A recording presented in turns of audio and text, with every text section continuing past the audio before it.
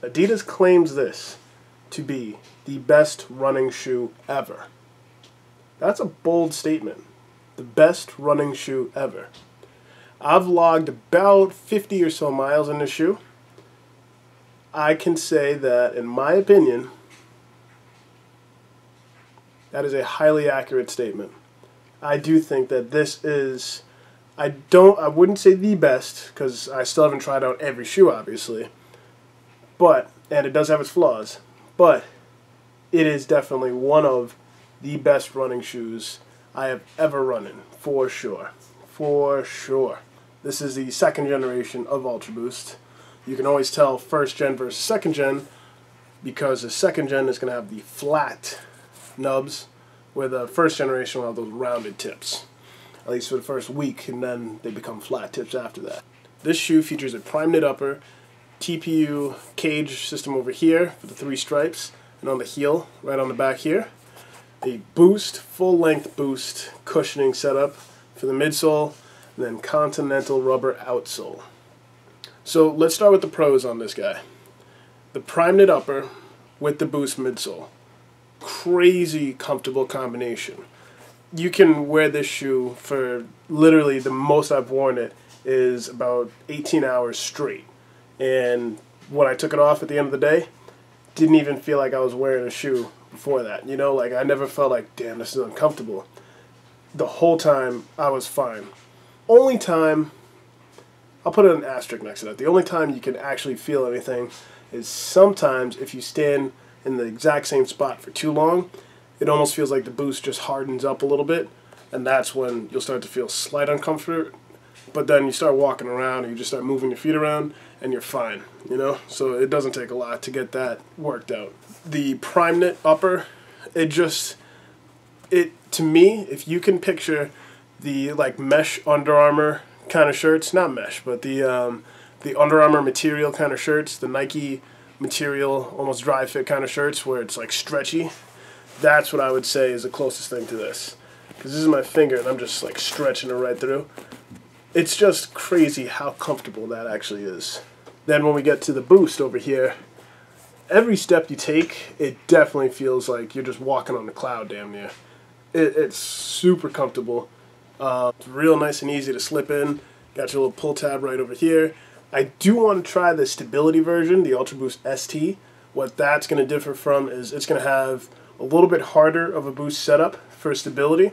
And then it's going to have, I believe, a piece of plastic on the middle inside here. And that's going to help you out with stability also. So that I do want to try. And I do think that, for me personally, someone who overpronates a lot when they run, will make it the best running shoe ever for me. That or the Sequence Boost 9. Those are definitely two that I would want to try that I think will compete with this one for the best running shoe out there. The Continental Rubber on the outsole. This is probably one of the most controversial parts on the shoe. Reason being, some people say it wears out instantly. Other people, they don't have a problem with it. With 50 miles or more logged in on mine, you can see some parts where it's almost completely flat. I think it would wear on par with normal running shoes, you know? 300 to 400 miles, I think you can get out of this shoe. That's my opinion. I do think you can get 300 to 400 miles out of the shoe. If you kind of drag your feet a little bit, then maybe a little bit less, but I wouldn't expect anything less than 250 miles at the bare minimum, but I am expecting 300 out of mine for sure. Your insole is a piece of paper, you know? Well, it's not really a piece of paper, but look at how thin this thing is. You might as well not even have an insole. Like, it does nothing except say UltraBoost. That's it. Otherwise, the inside of the shoe looks just like an NMD. But this flappy thing, it does nothing. Also, the price at $180 for running shoes, it's up there. It definitely is up there.